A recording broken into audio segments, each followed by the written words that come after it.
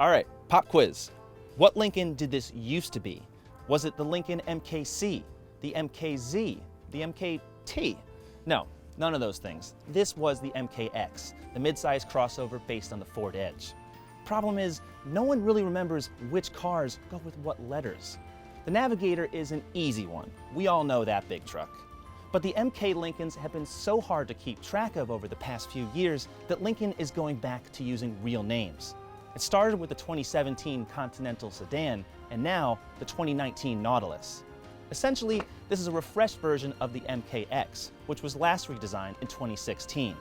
But there's more to the Nautilus than a new name and a prettier face. Improved powertrains, better technology, more standard equipment. I'm still Clifford Atiyeh with CarGurus. No changes there. But at Lincoln, things are different now.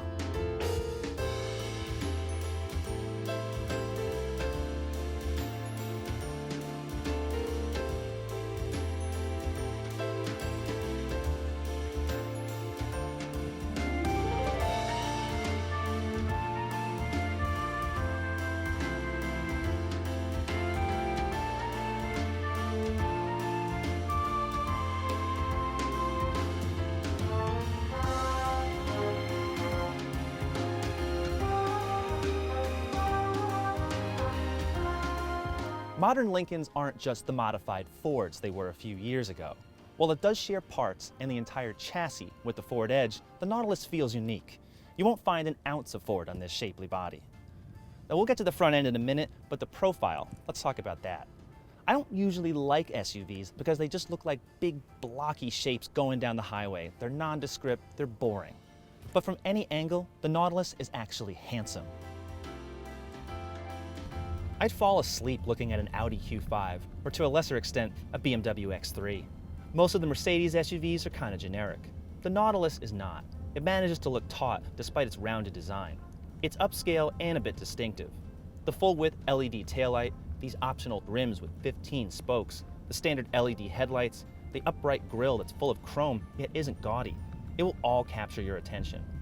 From the windshield back, most of the Nautilus looks exactly like the MKX, which already was attractive. But it has a few reshaped body panels, like this new front quarter, that make the whole car appear more muscular. Can I just say it? It's nice looking. Today I'm sampling the Black Label. I wish I was drinking whiskey, but that's not what Lincoln means. Black Label is the best of 4 trim levels, and the treat? Exclusive color combos in this interior. The leather is sourced from the same Scottish tannery that supplies Bentley and Aston Martin. It wraps the dash and the two-tone steering wheel with double contrast stitching. There's soft padded material deep into the footwells. The roof is micro suede, and the wood, Lincoln calls it silver wood. I don't know what tree that's from, but it blends seamlessly with aluminum and these exposed tweeter speakers. Not every Nautilus looks and feels this nice, and the plastic on the center stack is the Black Label's biggest downgrade. But on lower trims, the quality is still better than what you'll find in an INFINITI QX50. This Nautilus has what Lincoln calls ultra comfort front seats. They're $1,500, pack 11 air cushions apiece, and move in 22 different ways. The headrest can move in 4 ways, and thigh extensions support longer legs. Press a small button and you can adjust more, like hip and thigh bolstering, and separate massages for the bottom and top sections.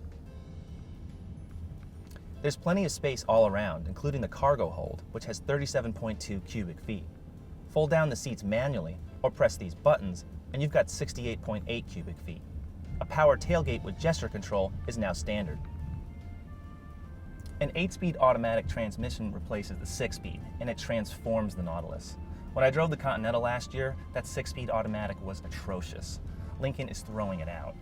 The new 8-speed is smooth and unobtrusive, with shifts that are quick and consistent. The push-button selector takes a little getting used to, and it takes up valuable space on the dash.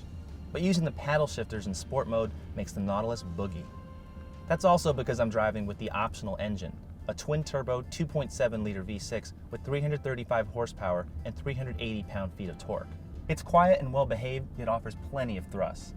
A new turbocharged 2-liter 4-cylinder engine replaces the naturally aspirated V6 engine on the base models. It makes 250 horsepower and 280 pound-feet of torque.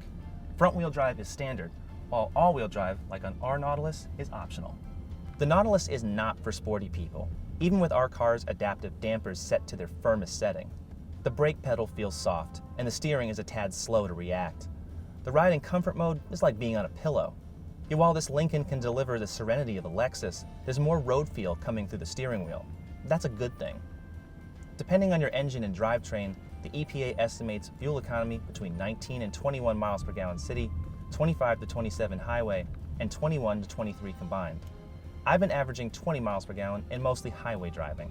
In terms of in-car technology, you'll find welcome upgrades everywhere. The formerly half-analog instrument panel is now fully digital, and it's more configurable than ever before. But the monochrome design is not as eye-popping as those you'll find in a Mercedes or an Audi. It's not even close.